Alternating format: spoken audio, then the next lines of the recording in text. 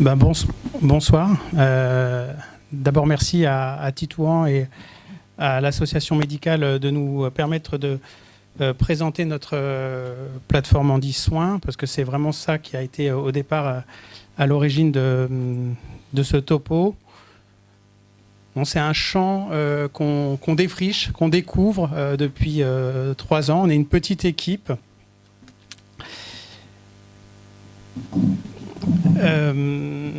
Est-ce que je peux peut-être avoir mon diaporama en même temps? Ça va m'aider. Alors, une des problématiques de l'accès aux soins des personnes en situation de handicap, c'est le cloisonnement qui existe entre les acteurs de soins, entre les acteurs médicaux, entre les acteurs médico-sociaux et entre le secteur social. Et cette difficulté, elle est de plusieurs ordres. Les gens, des fois, ne se connaissent pas. Quand ils se connaissent, souvent, ils ne s'écoutent pas ou ils ne se comprennent pas. Et quand ils veulent essayer de s'aider, ils n'y arrivent pas. Et donc, un des principes de la charte Romain-Jacob, c'est essayer de lutter contre ce décloisonnement. Et je suis ravi ce soir de partager cette soirée avec justement des acteurs à la fois du domaine médico-social avec Odile, qui a une double casquette de médecin généraliste expérimenté et maintenant de médecin de la commission de la reconnaissance du handicap. Et puis avec Julie, donc, qui est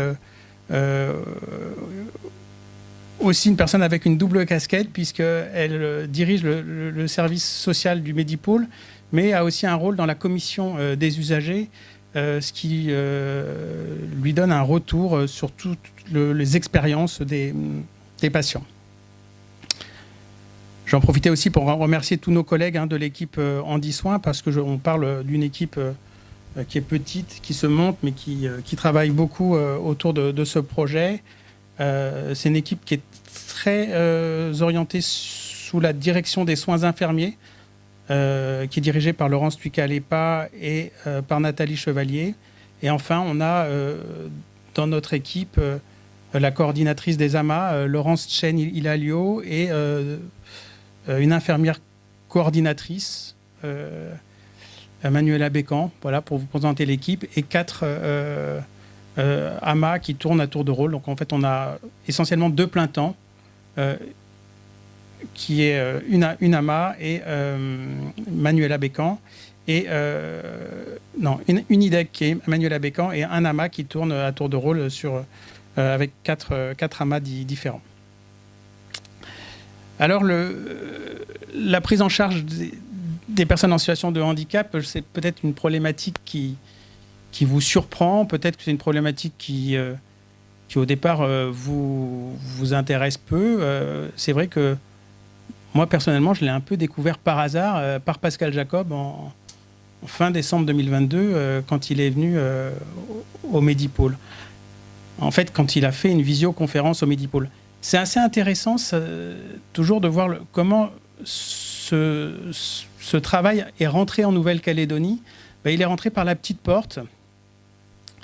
En fait, on organisait un diplôme universitaire sur les urgences neurovasculaires, et on avait un neurologue qui était doyen de la fac de Caen et qui travaillait avec Pascal Jacob, qui voulait absolument nous parler de la charte Romain-Jacob et de l'accès aux soins des personnes en situation de handicap. Et donc, pendant tout son séjour, quand il a été là, il essayait partout de parler de cette problématique. Et le problème, c'est qu'il était aussi président de l'ONDPS et il s'occupait donc au ministère de la Santé du numerus clausus des soignants. Et alors, rien à faire, partout où il allait, on voulait lui parler du numerus clausus des soignants, comment il faisait pour gérer. Et donc, rien à faire. Il n'a pas pu parler de cette problématique malgré... Mais il a été malin, il a organisé mieux que ça. En fait, il a organisé une visioconférence avec Pascal Jacob. Et je suis bien désolé que vous ne puissiez pas écouter Pascal Jacob vous parler de l'accès aux soins des personnes en situation de handicap, car autant lui n'a pas réussi à convaincre, autant quand Pascal Jacob a lancé la thématique, ça a été très, très convaincant. Alors, moi, qu'est-ce que je peux en dire en introduction sur la richesse de ce travail? La première richesse que je retiens, c'est qu'on parle beaucoup du soin et que nous, dans notre orientation, dans nos apprentissages du soin, ça a été beaucoup ce qu'on va appeler le cure. C'est-à-dire, en anglais, il y a deux termes pour le soin, le cure et le care. Et effectivement, les études médicales, le Graal, c'est le cure. Il n'y a rien à faire. Et plus on est spécialiste, plus on veut se centrer sur cette problématique du curatif. Et bien, s'occuper des personnes en situation de handicap, ça va avoir, vous l'avez bien compris, une valence qui va être beaucoup tournée sur le care, avec une expertise pour le care, pour le prendre soin, qui va être utile à tous les patients. L'autre intérêt que je vois pour vous, soignants, de travailler dans cette problématique du soin des personnes en situation de handicap, c'est que vous allez travailler sur des parcours de soins complexes. Et travailler dans ce domaine, c'est se confronter sur tous les dysfonctionnements qu'on peut avoir dans notre système de santé. Et il y en a quelques-uns. Et donc, effectivement, c'est assez intéressant de se heurter à ces problématiques pour devenir un peu un expert des parcours de soins, pour avoir un réseau de soins. Et finalement, ça encore, c'est un atout majeur pour le soignant quand il va ensuite être confronté à tous ses patients. Et enfin, et là on va l'aborder plus avec Odile et Julie, c'est l'importance du social, qui est la base de toute prise en charge des personnes en situation de handicap, et qui étonnamment est particulièrement dénigré par les soignants, qui souvent disent encore des papiers, encore à rechigner, à vouloir remplir toutes ces tâches administratives qui sont pourtant ô combien importantes. Et une des missions de cette soirée, c'est d'essayer de nous faire comprendre à tous l'importance de ce parcours social, l'importance de cette reconnaissance de handicap et l'importance de tous ces aspects pour la prise en charge du patient. Parce qu'effectivement, on a quand même pas mal de chance.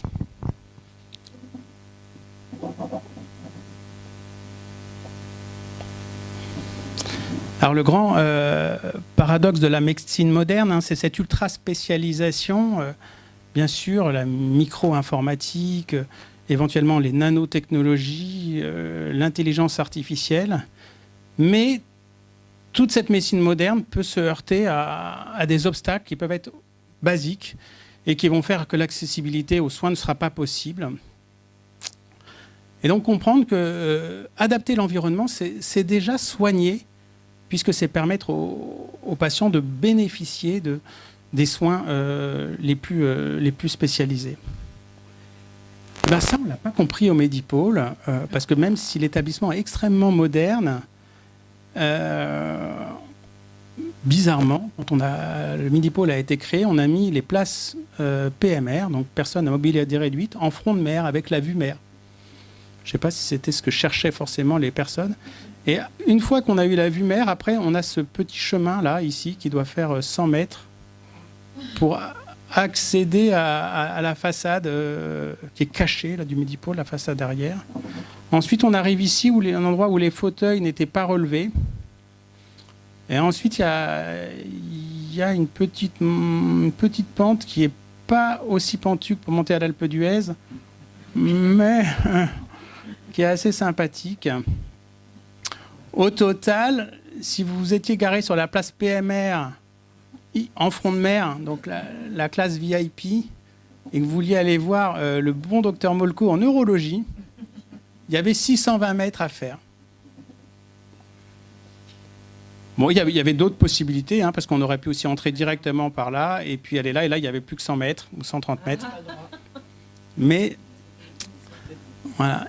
Et donc, cette problématique, bon, avec les émeutes, le parking a changé, mais ce qui était intéressant, c'est que c'était une problématique, finalement, que personne n'avait abordée. on verra l'intérêt de la charte Romain-Jacob et ce qu'on a pu faire pour modifier ça. Bien entendu, quand on parle de handicap, j'aimerais évidemment qu'on parle du handicap invisible. Hein. Le handicap visible, finalement, ou le fauteuil roulant, hein, il va concerner moins de 5% des patients. Et donc, si on réduit l'accessibilité à une rampe en béton, ça ne va pas beaucoup nous aider, en fait, pour la prise en charge des personnes en situation de handicap qui ont un déficit intellectuel ou qui ont un trouble du spectre autistique. 80% des personnes en situation de handicap ont un handicap invisible.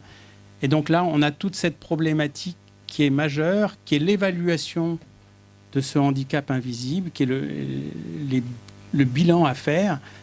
Et effectivement, vous pouvez avoir un examen neurologique strictement normal et avoir un handicap invisible majeur. On connaît bien ça en neurologie avec les traumatisés crâniens, avec les AVC qui vont avoir des troubles attentionnels, des troubles mnésiques, des troubles cognitifs. Et donc là, on a une évaluation fine à avoir et il faut s'aider, bien entendu, de bilan neuropsychologique, de bilan orthophonique pour essayer d'évaluer ce handicap invisible qui va être la base de tout parcours de soins ensuite et de toute inclusion dans un monde professionnel.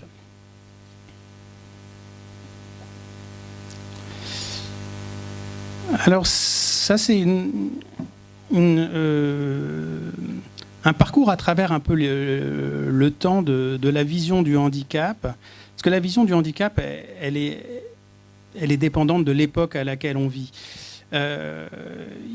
Il y a, disons, avant notre époque actuelle, le modèle du handicap était centré sur la déficience de l'individu. Et bien entendu, il fallait essayer l'objectif, c'était de le réparer, de le normaliser ou de le guérir. Et comme dans la majorité des cas, ce n'était pas possible, et ben, cette différence, elle devenait un stigmate et elle était socialement défavorisée et ça aboutissait à l'exclusion. Ça, ce sont les travaux d'Erving Goffman qui ont été faits dans les années 60 qui ont permis de dire que finalement, la vision du handicap n'était pas tellement le handicap en soi, mais c'était le regard que portait la société sur le handicap. Et de façon plus contemporaine, la vision du handicap, elle a changé, elle est centrée maintenant sur les interactions avec l'environnement, sur l'inclusion. Et finalement, le handicap, maintenant, ça se situe plus au niveau des barrières sociales et environnementales qu'on peut avoir. Donc, vous voyez, on est passé d'une stigmatisation du handicap où maintenant, finalement, la diversité est la norme de l'humanité.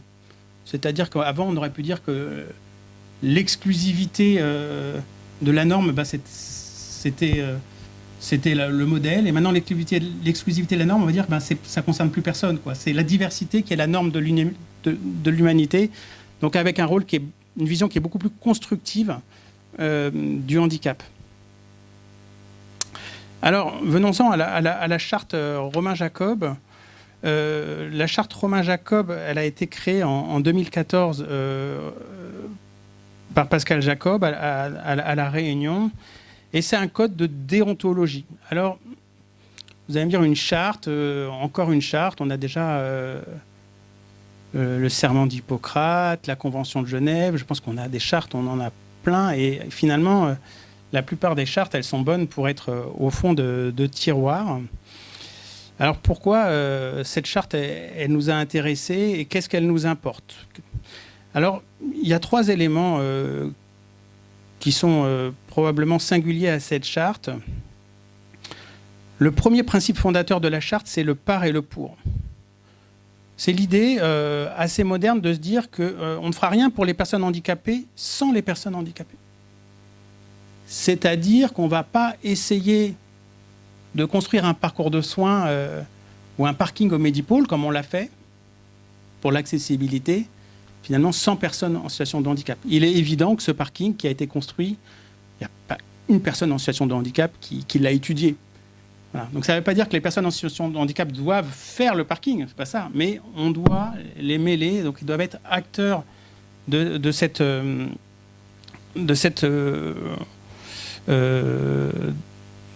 acteurs de leur parcours de soins. Et ça, c'est un principe qui a été hyper important pour nous et qu'on a suivi en Nouvelle-Calédonie. Parce qu'au départ, il faut dire qu'on n'y connaissait quand même pas grand-chose sur l'accès aux soins. Et on a écouté Pascal Jacob, il nous a bien convaincus, mais après, on allait voir tous nos collègues. On a dit, ah ouais, c'est quand même étrange. Nous, aux urgences, on n'a pas de soucis. On a bien regardé. En radiologie, ça se passe hyper bien non plus, aussi. Et donc, finalement, nous, on était un peu... Et donc, ça a été très intéressant d'aller dans tous les foyers de vie qui nous ont ouvert leurs portes. Donc, je crois qu'on les a tous faits. Alors là, ça a été le choc. Mais le choc annoncé par Pascal Jacob, d'être heurté à des personnes qui nous expliquent qu'en fait, quand un tétraplégique va faire un scanner au Medipôle, bah c'est simple, hein, il arrive avec son fauteuil roulant électrique, il se met devant la table de scanner, et le manipulateur radio, il lui dit hey, « faut sauter maintenant ». Ah ouais, non, mais là, moi, je suis tétraplégique, en fait. Ah oui, là, je suis désolé, mais ça ne va pas le faire parce qu'il y a un patient qui arrive dans 10 minutes et moi, je suis hyper pressé. Il faudra revenir. Il faudra revenir parce que nous, on ne sait pas utiliser, on n'a pas de lève-malade, on n'a pas été formé pour. Et donc, voilà, une histoire, en fait, de parcours de soins où la personne est finalement blessée dans ce qu'elle est, où elle n'a pas accès à ses droits les plus basiques, qui est de faire un examen, et à qui on dit de rentrer. Et des histoires comme ça, on en a eu plein, y compris des personnels soignants de l'hôpital qui savent que voilà, qui connaissent toutes les arcanes de l'hôpital et qui disent bah, on va faire une radio à mon enfant sourd, je veux absolument que ça se passe bien. Il n'y a rien à faire. Au dernier moment, on va lui crier dessus pour essayer qu'il fasse ce qu'on va lui dire, ce qu'on aimerait qu'il entende pour la réalisation d'un examen. Et l'examen, bien entendu, part en vrille parce que la personne est effrayée de cette... Et donc, cette dissociation qu'on a entre l'impression du travail bien fait, finalement, et le vécu des patients, c'est quelque chose de complètement un peu incompréhensible, surprenant. Et il faut aller au contact de ces personnes pour le connaître. Ou alors être comme Julie, travailler à la commission des usagers, où on a des retours de personnes qui sont heurtées à ces problématiques. L'autre élément intéressant, c'est que, bien entendu, le manipulateur radio qui a fait ça, il a envie de bien faire, hein. Il a envie de bien faire, il fait remonter le problème, etc. Mais c'est pas entendu. C'est pas entendu parce qu'il n'y a pas le par et le pour dans la prise en charge. Donc voilà, c'était ce premier principe que je voulais qu'on détaille bien. Et le deuxième élément important de la charte Romain Jacob, c'est l'évaluation de l'accès aux soins par les personnes en situation de handicap. Alors, il a été malin, Pascal Jacob, parce qu'il a posé 4 questions très, très simples. Avez-vous eu accès à un soignant ? Avez-vous pu être accompagné par la personne de votre choix ? Avez-vous pu participer aux décisions concernant votre parcours de soins où votre douleur a été prise en compte ? Bah ça, franchement, ces questions, c'est le b.a.-ba, quoi. Et pourquoi il allait poser des questions aussi simples ?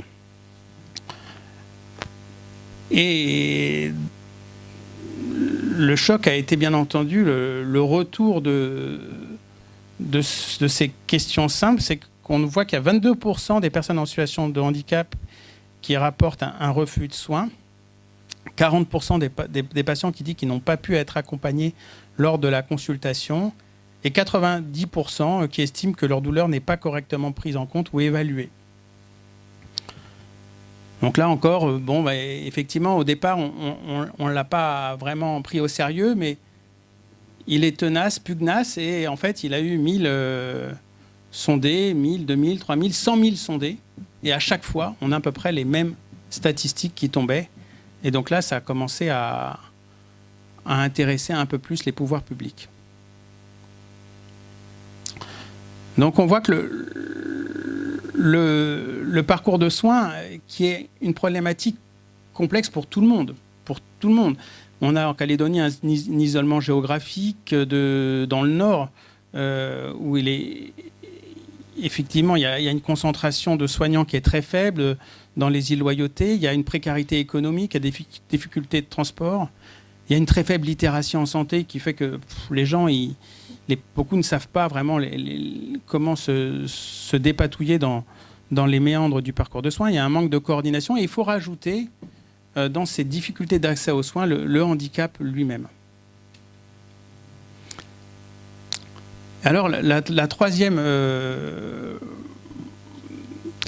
idée fondatrice de cette charte, c'est de se dire que le refus de soins, il est rarement lié à de la malveillance, voire jamais. Mais en fait, ce refus de soins, ça vient de la peur du soignant. Et Pascal Jacob, il rapporte des contacts comme ça de personnes en situation de handicap qui expliquent que les gens en situation de handicap disent aux soignants, mais en fait, ta peur me fait peur. Je suis mal à l'aise que tu me soignes. Je vois dans ton regard cette peur qui me gêne. Et donc, ça a été quelque chose de très vite compris par Pascal Jacob. Et son idée là-dessus, c'est que, en fait, il y a une problématique de formation. Et de formation qui doit être réalisée précocement, en fait, dans le parcours de soins. Précocement dans le parcours universitaire. Et donc, justement, avec Emmanuel Touzé, ils ont monté au niveau des doyens de faculté, de la coordination nationale, des stages d'immersion pour que, dès le début de la formation médicale, les soignants partent en immersion dans les foyers de vie et autres institutions pour essayer de changer ce regard. Voilà. L'autre élément qui était important sur cette peur aussi, c'est le syndrome du bien portant. C'est que dans une étude américaine qui a analysé 800 personnes, des parcours de soins de 800 personnes en situation de handicap, il y a 80% des médecins qui estiment que les personnes en situation de handicap ont une moins bonne qualité de vie. Ensuite, il y a 40% des médecins qui se disent... il y a seulement 40% des médecins qui disent confiants dans leur capacité à fournir des soins de qualité égale aux personnes en situation de handicap par rapport aux autres personnes. Donc voilà, cette problématique de la peur du soignant, du manque de formation, et peut-être aussi du syndrome du bien portant, de penser que finalement notre qualité de vie est meilleure parce qu'on n'est pas en situation de handicap. Donc les enjeux pour demain, effectivement, c'est de former et de changer le regard avec des stages d'immersion qui vont être précoces, de décloisonner, et j'espère que justement aujourd'hui on va pouvoir décloisonner entre le monde social, le monde médico-social, développer des réseaux de soins avec les médecins les médecins libéraux, les médecins hospitaliers, avec notre plateforme Handi Soins. Et puis, faire évoluer aussi les financements, revaloriser les actes. Bien évidemment, il faut que la prise de sang à un autiste qui va durer 1h30 pour la réaliser ne soit pas le même prix qu'une prise de sang à un patient ordinaire. Il faut probablement aussi que si on veut que certaines tâches administratives soient bien remplies, qu'elles soient valorisées pour qu'elles puissent être faites avec la qualité nécessaire.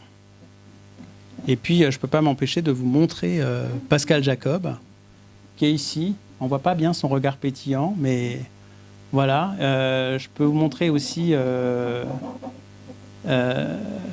Julie, qui est cachée ici. Thierry Santa, qui a eu un rôle clé. Laurence Tucalepa, qui nous a lancé littéralement.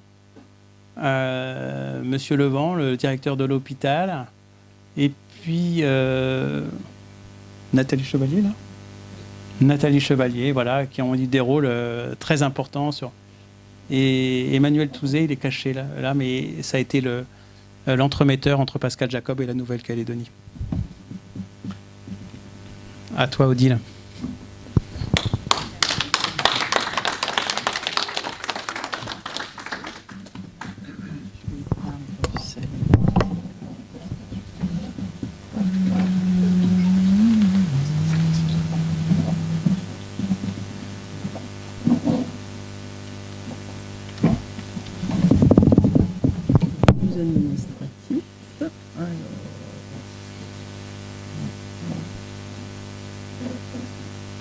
Pour mettre en lecture. Tu vas dans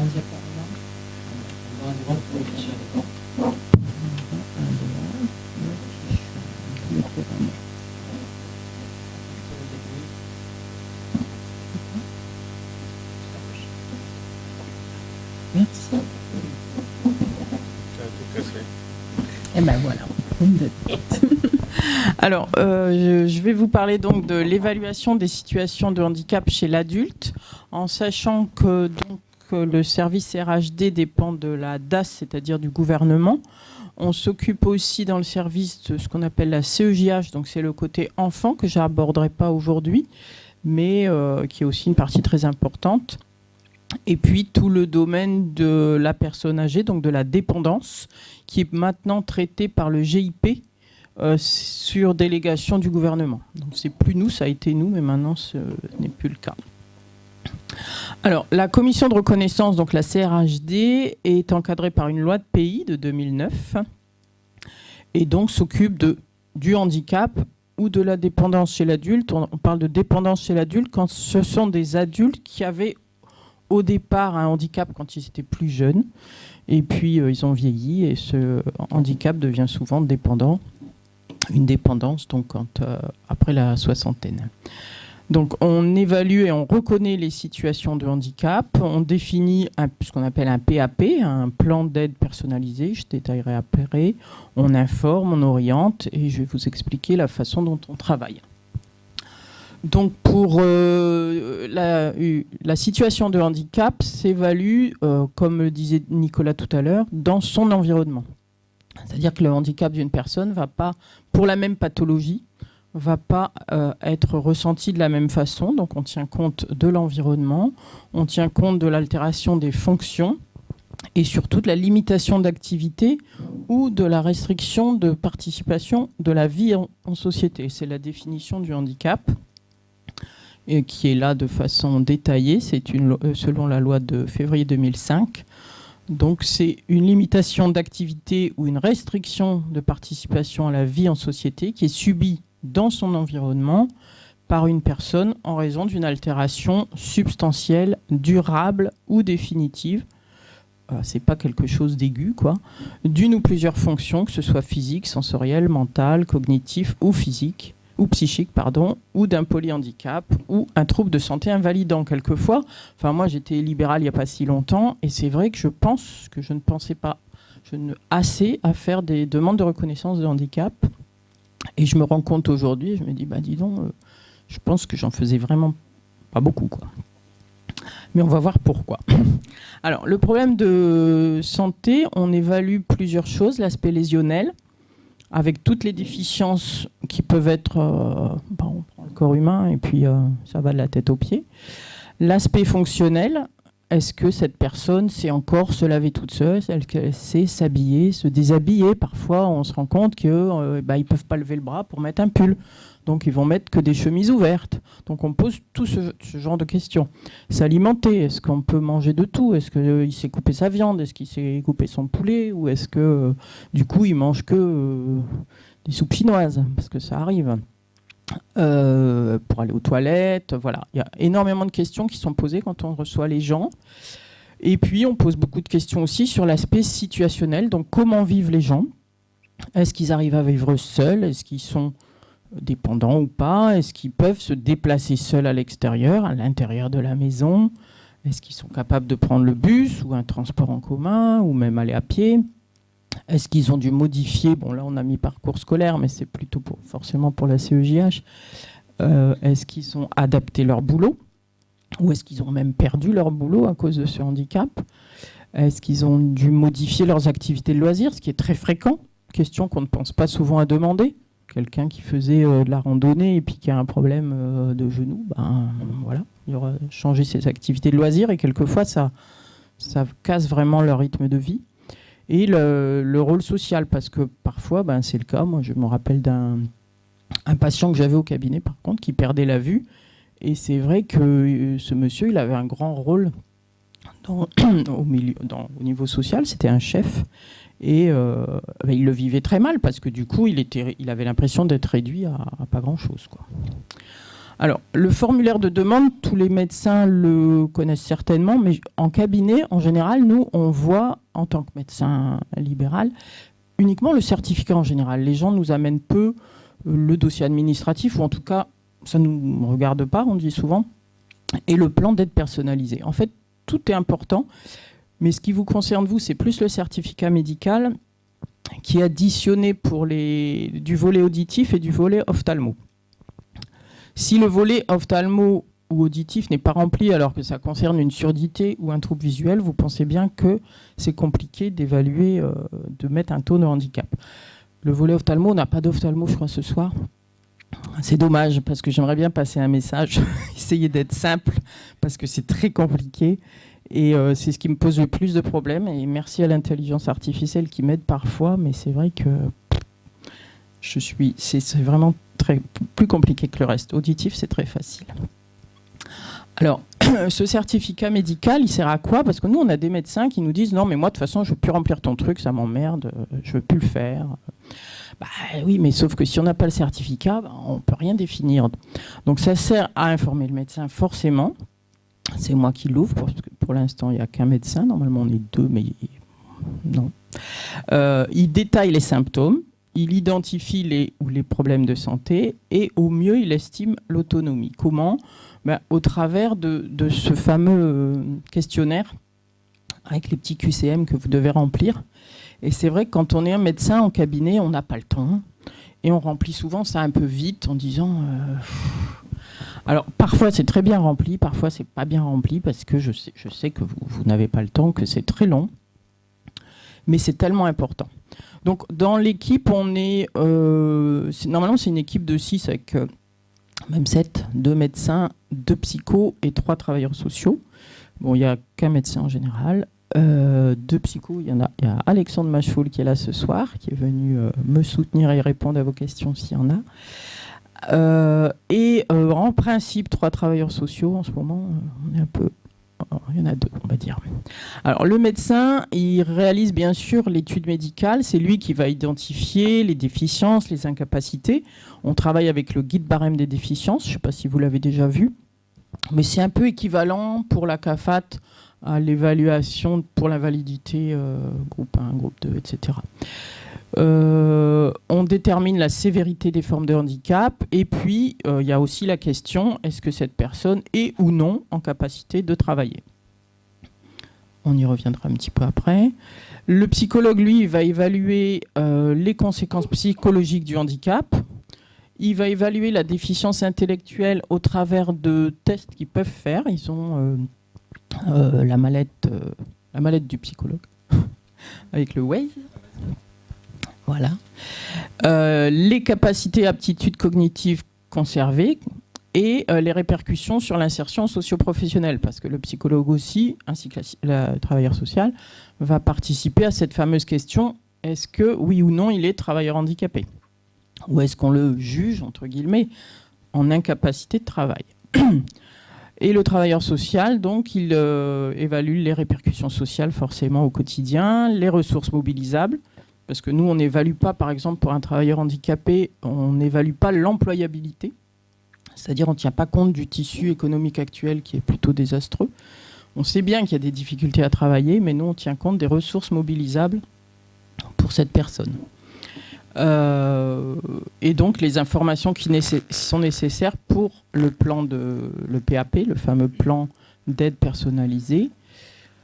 Alors, cette équipe technique, donc composée de 3 métiers différents, moi, j'ai beaucoup aimé quand je suis arrivée à la CRHD parce que c'est vraiment une vue différente, un travail différent, et on travaille beaucoup en équipe. Alors, les personnes, on peut les recevoir soit sur dossier, soit... On va les recevoir sur dossier, je dis un peu de bêtises. On étudie sur dossier quand le dossier est bien complet. Parfois, pour des situations médicales simples, c'est assez facile et je n'ai pas besoin de voir la personne. Notamment, je prends l'exemple d'une insuffisance cardiaque. Si j'ai un dossier détaillé avec la dyspnée qui est détaillée, la fraction d'éjection, etc., ça me suffit. Et puis sinon, on les voit en entretien, on les reçoit en consultation. Alors, avant les émeutes, les équipes se déplaçaient beaucoup en brousse et dans les îles. Et puis, les émeutes sont arrivées, le budget a chuté. Et donc, maintenant, on a revu la façon de travailler. On travaille beaucoup par visio. Alors, ce n'est pas toujours évident, ça dépend des endroits. Mais globalement, on y arrive, on a changé vraiment. Et bien sûr, on convoque les gens quand ils peuvent venir. Donc, on peut les voir soit séparément, ça m'arrive de voir les gens tout seuls, ça m'arrive de voir les gens avec le psychologue, le ou la, et ça nous arrive de voir tous les 3 ensemble pour éviter aux gens de faire 3 bureaux. Il y a eu des médecins qui n'aimaient pas faire comme ça. Après, on est tous semi au secret. Le dossier, de toute façon, ils l'ont entre les mains.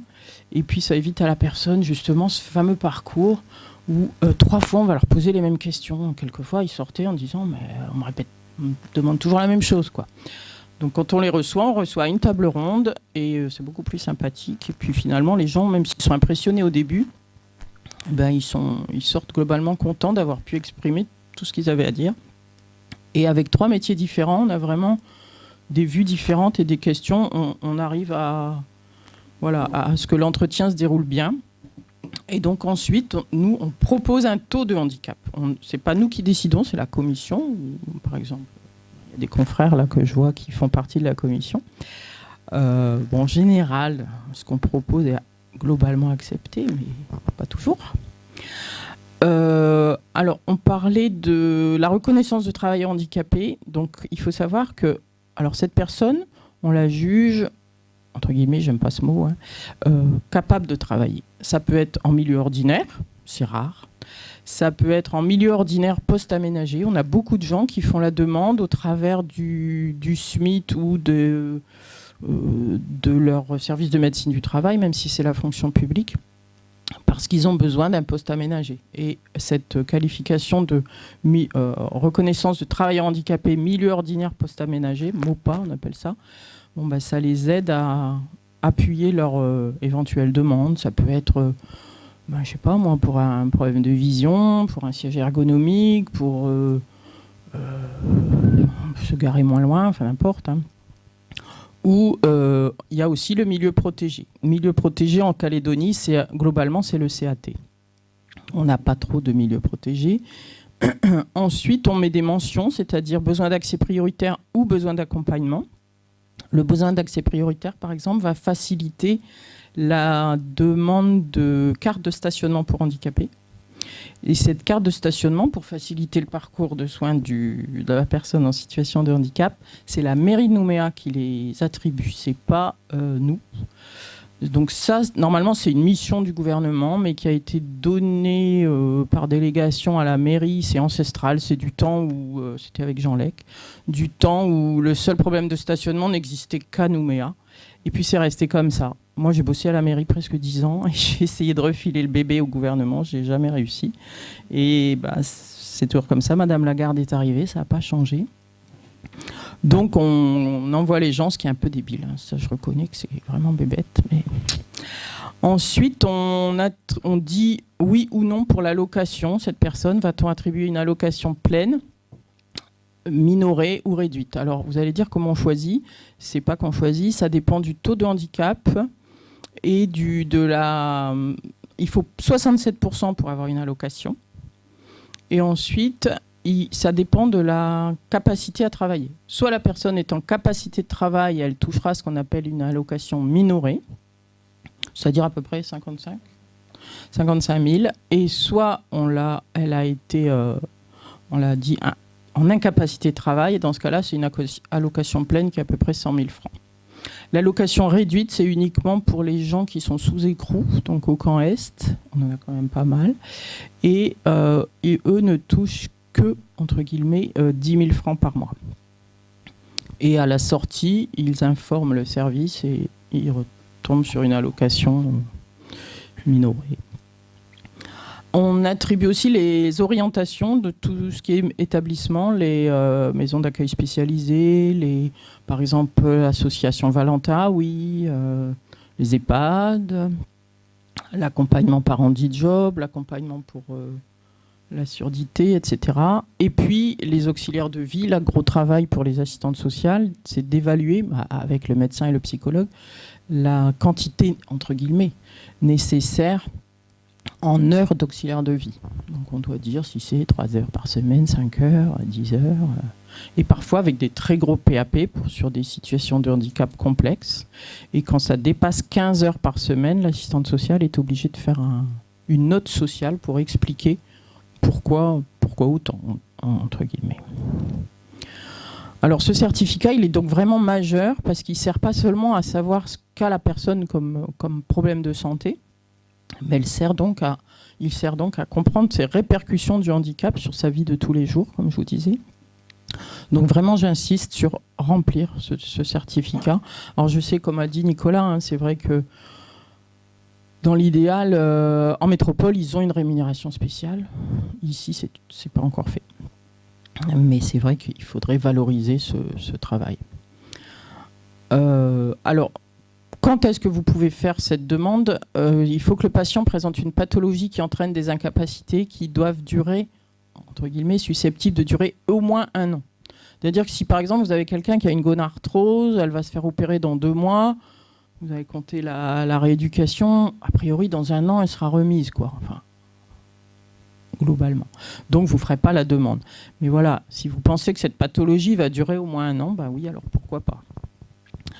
Il faut décrire les retentissements dans tous les domaines de la vie avec ces fameuses grilles. Et puis, vous pouvez joindre, ce qui aide beaucoup, des comptes rendus médicaux, paramédicaux. Par exemple, quand c'est la neuro, si on a le compte rendu du neurologue et le bilan neuropsy, ben pour nous, c'est du pain béni. Là, c'est parfait.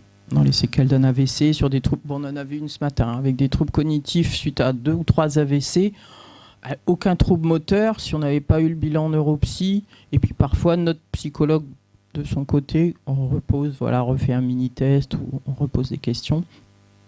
Ça étaye un peu. Alors, il faut vraiment indiquer la mobilité. Est-ce que cette personne se déplace seule ou pas ? Est-ce qu'elle a besoin d'une aide tout le temps ? Est-ce qu'elle est en perte d'autonomie ? Et puis donner quelques indications sur le parcours professionnel. Voilà, on ne demande pas une dissertation, mais on a l'habitude en tant que médecin de mettre l'essentiel pour être compris.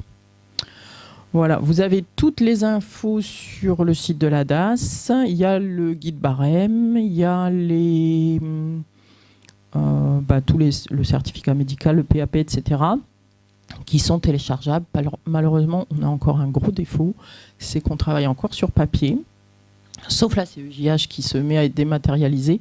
Mais sinon, vous ne pouvez pas nous envoyer pour l'instant par mail. Donc, il faut que les gens viennent, là aussi, viennent déposer leur dossier ou le fassent déposer. Voilà. J'en ai fini pour ça. Il y a quelque chose à rajouter, Alexandre ? Ça va ? On viendra aux questions après, alors. Je vais passer la parole à Julie. Je te ferme la petite croix et cette petite croix là.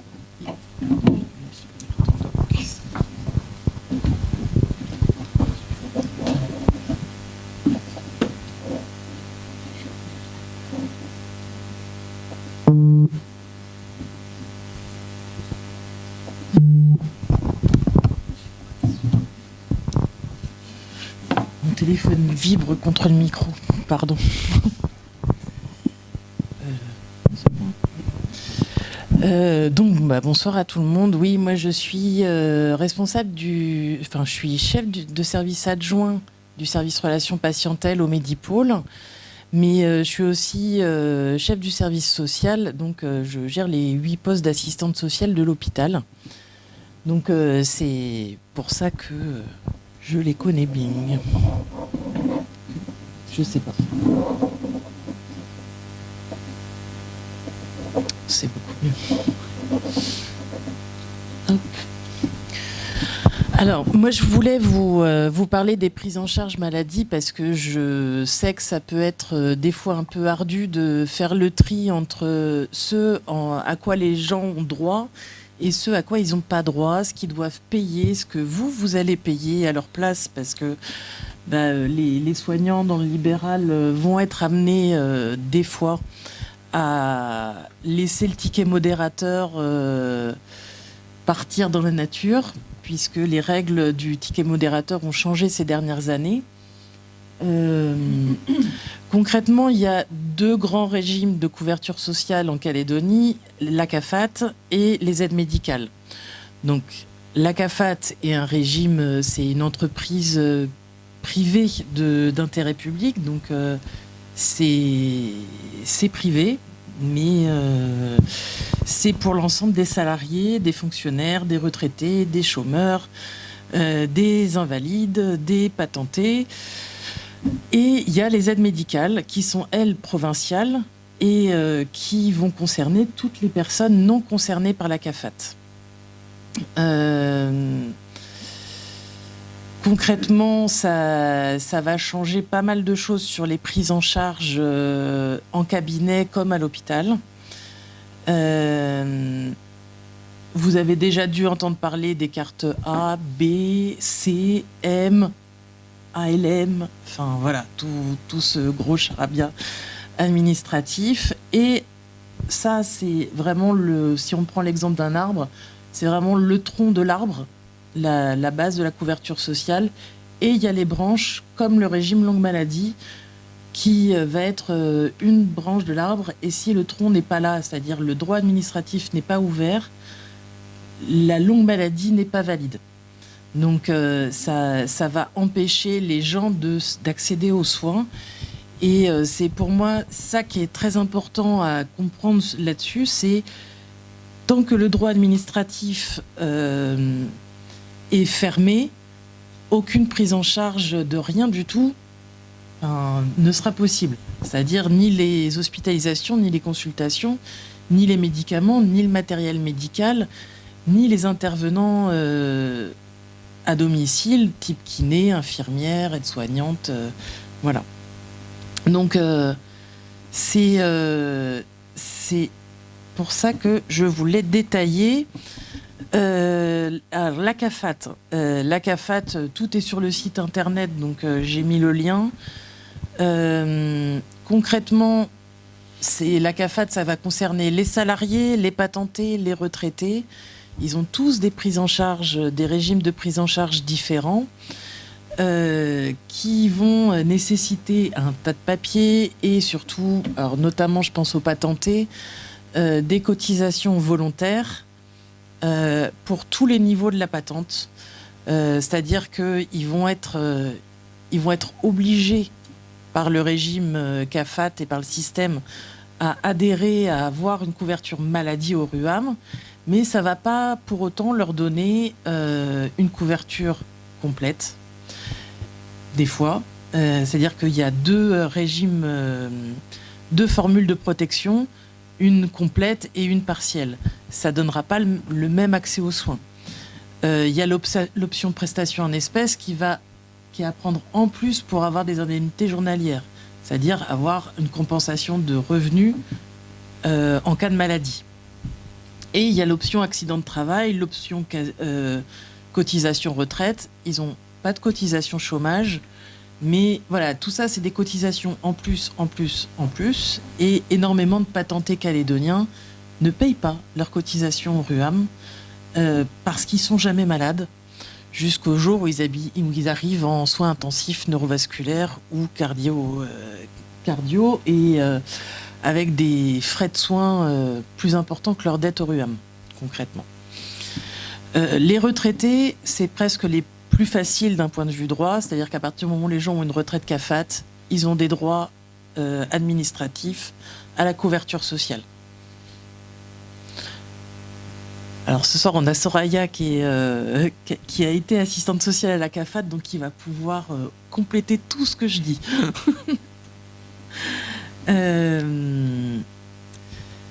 Donc il y a des conditions pour avoir des droits administratifs ouverts quand on est salarié. Je vous les ai détaillés, mais on va passer à plus intéressant.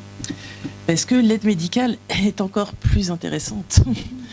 C'est une aide sociale légale, mais qui est uniquement attribuée sur critères sociaux qui sont déterminés par la loi. Et elle n'intervient qu'en cas d'absence de droit ouvert à la CAFAT. L'aide médicale, c'est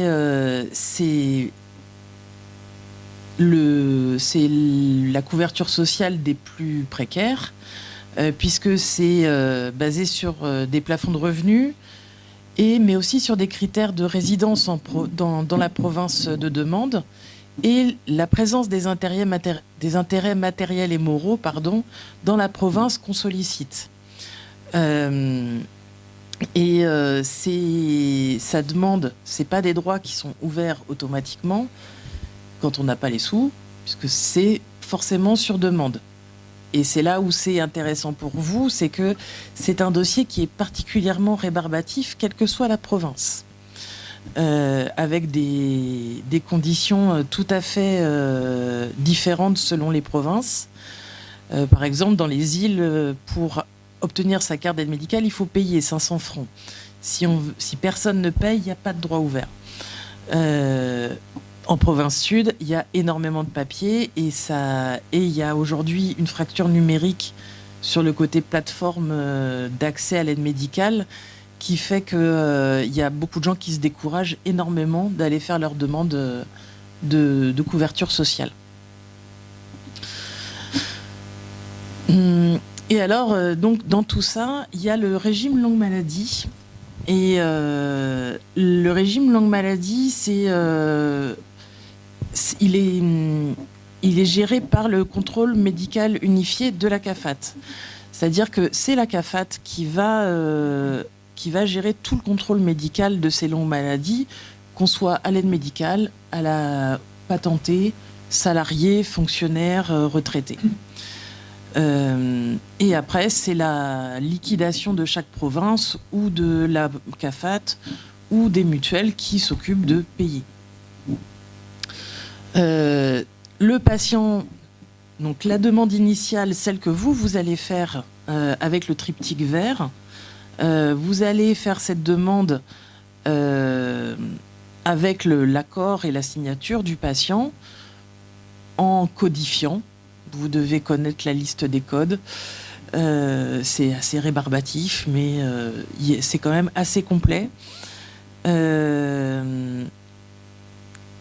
Donc ça va être envoyé à la CAFAT avec la proposition le diagnostic en bas de feuille. Vous avez déjà dû le voir.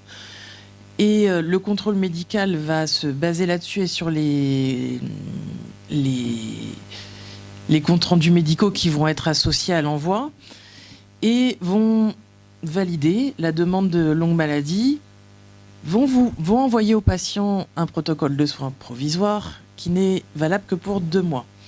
Sachant que ces protocoles de soins et ces messages-là, pareil, ne se font désormais que par mail via la plateforme CAFAT.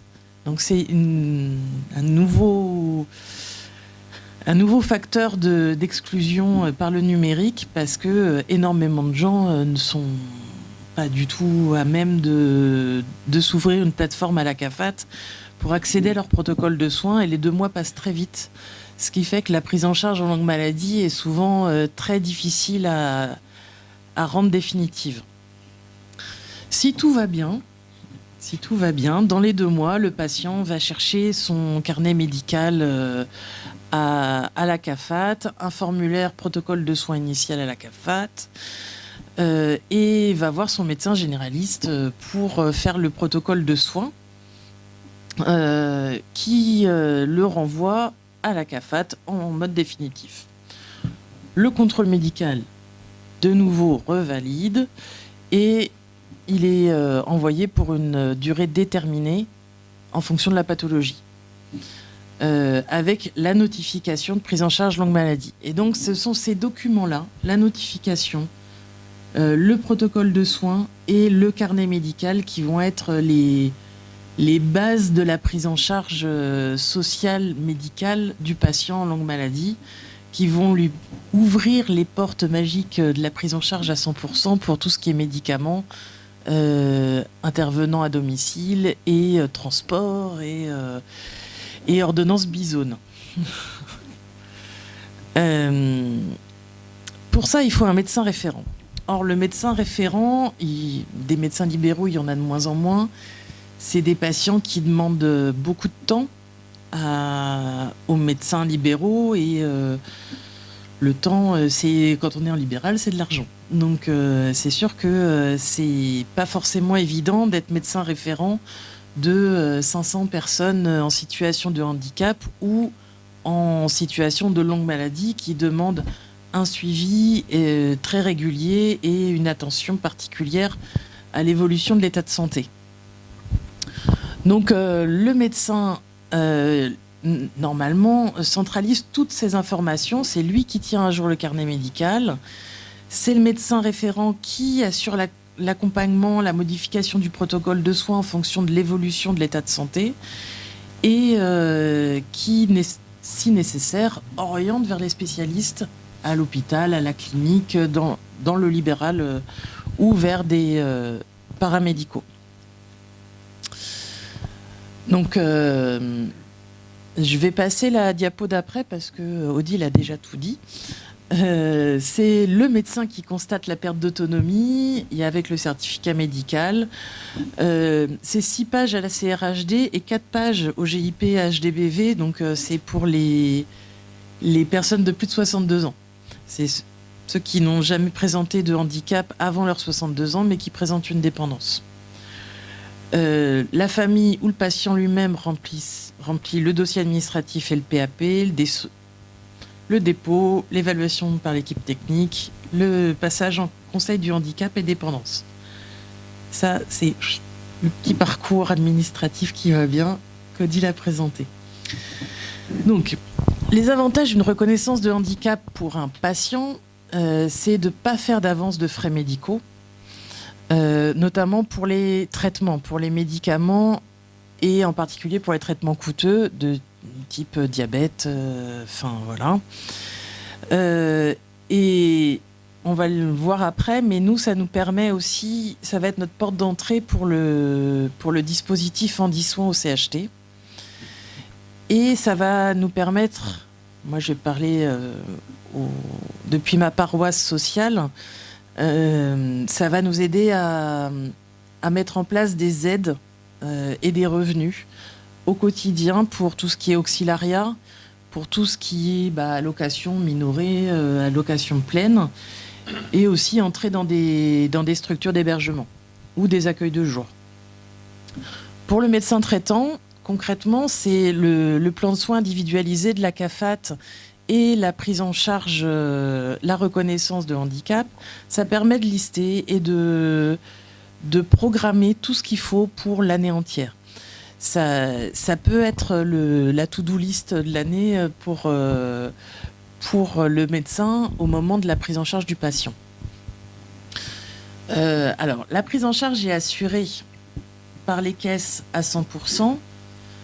Pour les consultations spécialisées, il y a ça va changer en fonction des provinces. Ça va pour l'aide médicale, ça va changer en fonction de la CAFAT ou de l'aide médicale. Sur la longue maladie, les mutuelles n'interviennent pas du tout. Donc c'est la couverture sociale principale qui va prendre en charge la totalité des frais.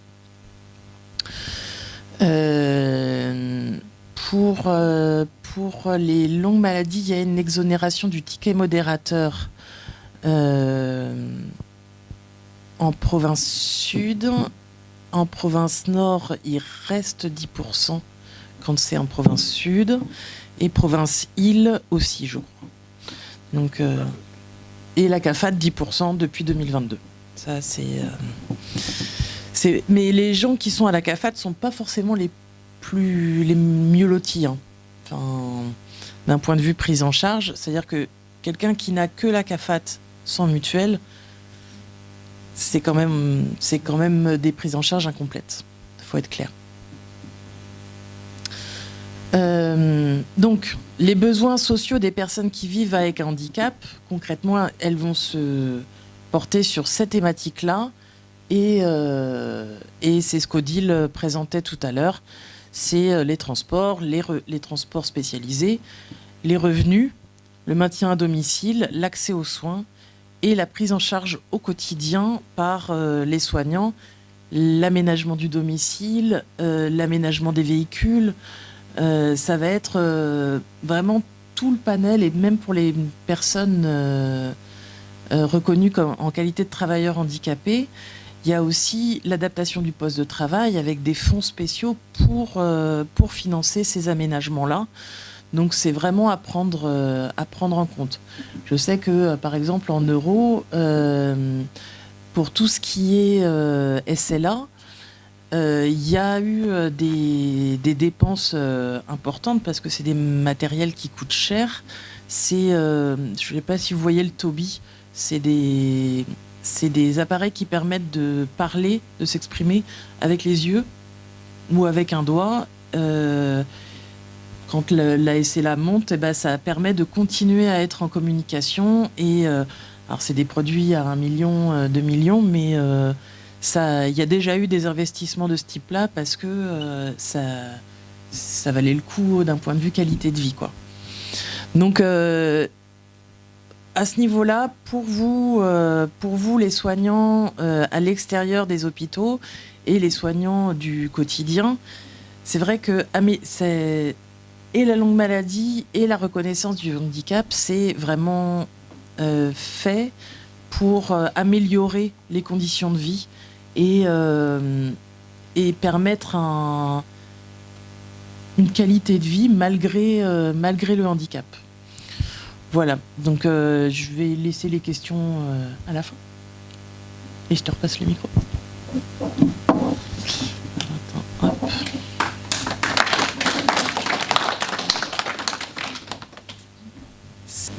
Finalement, c'est plus compliqué que la prise en charge du diabète ou d'une insuffisance cardiaque. Hein. On a fait le bon choix en faisant de la médecine. Hein.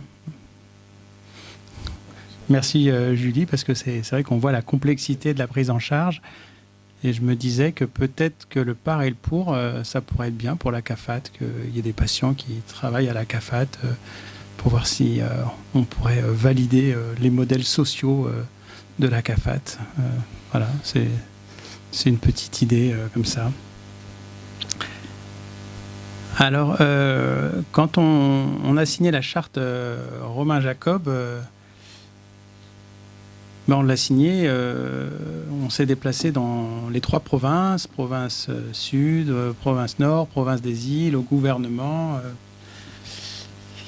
Et finalement, on a fait un projet au Medipôle, parce que c'était plus simple que faire un projet territorial. Pour plein de raisons, mais du coup, voilà, Pascal Jacob était parti sur des projets beaucoup plus ambitieux. Et alors, c'était pas facile de savoir par où commencer. Surtout que nous, on n'y connaissait quand même pas grand-chose, en fait, au départ. Puisque c'est pas parce qu'on avait signé la charte Romain Jacob avec Pascal qu'on était tout d'un coup des experts des parcours de soins. On a fait respecter le par et le pour, et on est retourné voir les foyers de vie et finalement les experts du handicap, voilà, que ce soit le foyer Paul Resnick, la maison Gabriel Pouedy, Lisa, puis on a demandé ce qu'on pouvait faire, ce qu'ils pensaient qu'on pouvait faire. Et vu qu'on pouvait travailler que sur le Medipôle, l'idée qui nous est venue en premier, c'était de faire une plateforme d'accès pour les personnes en situation de handicap pour tout ce qui était programmé, toutes les consultations et tous les examens radiologiques externes. Alors on a commencé doucement pour apprendre. On a commencé avec uniquement les foyers de vie pendant les premiers mois pour finalement apprendre. Et on s'est rendu compte que les personnes des foyers de vie connaissaient mieux le Medipôle que nous, puisqu'elles connaissaient les parcours de soins hospitaliers parfaitement. Elles savaient où trouver le lève-personne, elles savaient où trouver toutes les ficelles pour accéder aux soins. Donc on a appris en fait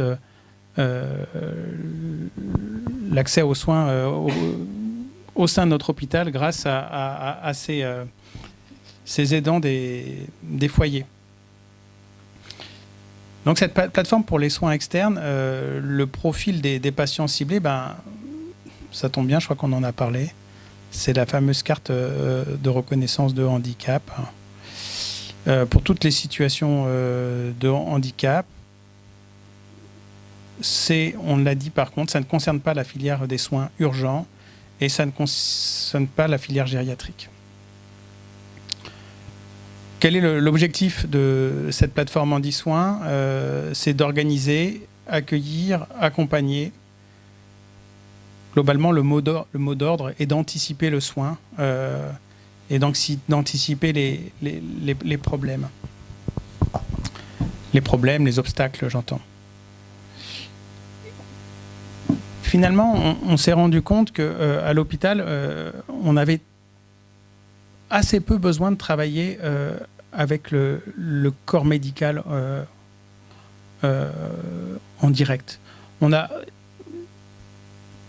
peut-être aussi esquivé cette difficulté, mais l'idée était que les soignants, les médecins, ils allaient tous nous dire, le chirurgien, l'ORL, ils peuvent soigner toutes les personnes en réalité. Il n'y a pas de problème. Le problème, il faut que le patient soit calme, soit présent, coopérant ou pas.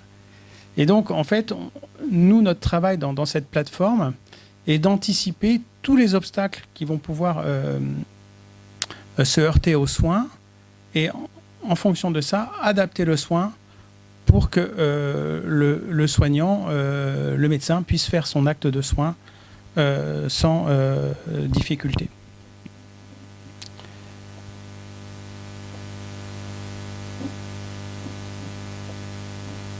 Alors, oui, je pensais pas tomber. Ah, j'ai dû avoir peut-être pas la.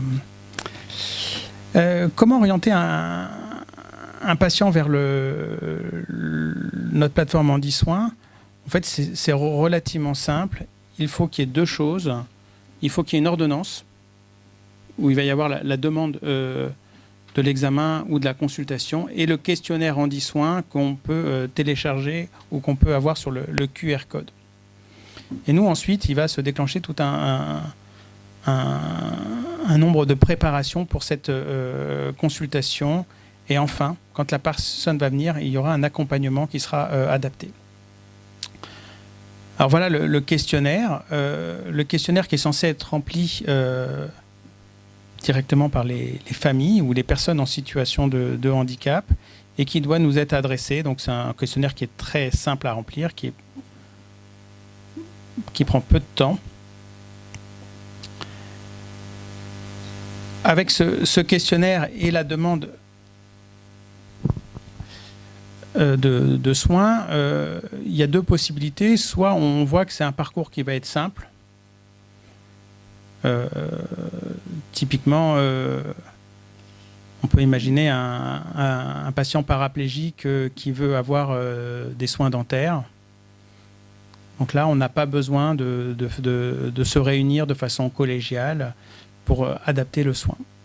Il y a d'autres patients où on va voir un patient qui va être autiste, lourd, qui doit avoir une échographie cardiaque, un soin dentaire, un scanner. Voilà, il va falloir qu'on réfléchisse à savoir est-ce que une prémédication va être utile, est-ce qu'il va falloir faire des visites blanches pour voir l'enfant auparavant, ou est-ce qu'il va falloir faire une anesthésie générale pour essayer de cumuler les 3 examens en même temps, en sachant que cette procédure elle est extrême et rarement utilisée. Le rôle de notre binôme IDEC et DAMA Handisoins, il est essentiel, c'est d'identifier les obstacles aux soins. Les premiers obstacles, ça va être la coopération, la compréhension, évaluer les besoins spécifiques de la personne, coordonner les différents intervenants, organiser un parcours adapté, faciliter l'accueil et la réalisation des soins et enfin assurer le suivi avec les familles, les structures et les professionnels. Alors ce binôme a été formé, enfin tous les deux ont été formés aussi dans les foyers pour pouvoir appréhender ce que sont les obstacles et quels sont les différents types de handicap. Quelques exemples, par exemple, d'adaptation. Si on a un enfant qui a un trouble du spectre autistique, l'idée sera peut-être de lui faire une visite préalable des locaux, une transmission particulière des informations sensorielles en cas d'hyperacousie, d'hypersensibilité, une réduction du temps d'attente. On demande que le patient soit quasiment toujours vu en début de consultation, soit le matin, soit à la première heure, soit à la première heure de la vacation de l'après-midi, et voir s'il y a besoin d'adapter la communication.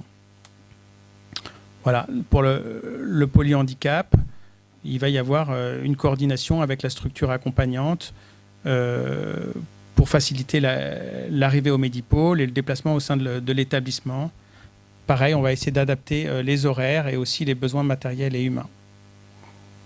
Pour la surdité, il est évident que la présence d'un interprète avec la langue des signes, utilisation de supports visuels ou écrits, sensibilisation de l'équipe accueillante et la vérification de la compréhension des informations seront les éléments d'adaptation centraux. Alors, du coup, je n'ai pas exactement ma diapositive, mais je vais juste normalement pouvoir... parce qu'il y a deux diaporamas qui se... Voilà, et là je reviens en fait ici, excusez-moi.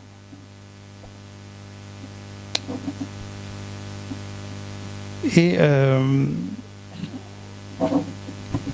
je pense que là je fais comme ça va partir. Voilà.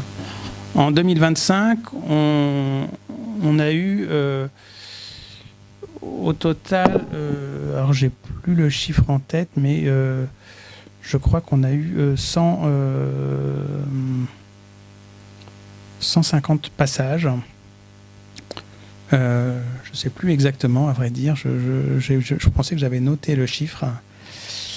Mais l'élément intéressant que je voulais voir avec vous, c'était qu'en fait, sur ces 150 passages, il n'y a que 13% des passages qui ont nécessité une prise en charge et un parcours de soins complexe, où là, on se réunit le mardi matin de façon multidisciplinaire pour adapter le parcours de soins. Donc finalement, cette voie d'entrée unique dans l'hôpital, pour 90% des parcours, on va faire des adaptations simples, un accompagnement simple avec un AMA qui va accompagner le patient, qui va s'assurer du parcours du patient sans avoir besoin de passer sur un staff multidisciplinaire. Le rôle du référent handisoins, de notre infirmière handisoins, c'est de favoriser l'accès aux soins, de favoriser les séjours, de faciliter les consultations, d'assurer la communication et le lien avec les professionnels, mais je pense que ça, vous avez maintenant bien compris. Donc on a un contact, c'est l'infirmière de handisoins, c'est Manuela. D'ailleurs, Manuela devait faire la présentation, mais elle n'a pas pu faire cette présentation ce soir. Et on la remercie bien parce qu'elle a fait un magnifique diaporama.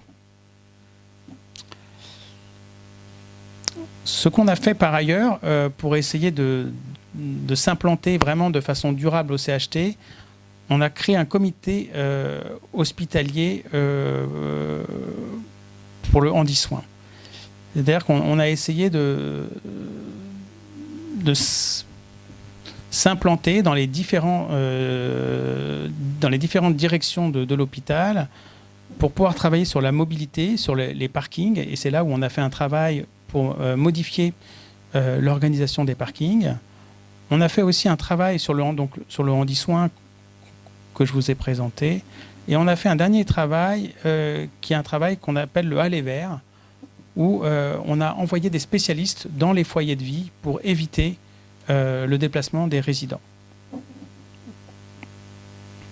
Par exemple, l'élément le plus frappant, c'est que tous les ans, les 50 résidents du foyer Paul Resnick et les 50 résidents de la maison Gabriel Poëdi venaient faire leur consultation dentaire en stomatologie au Medipôle.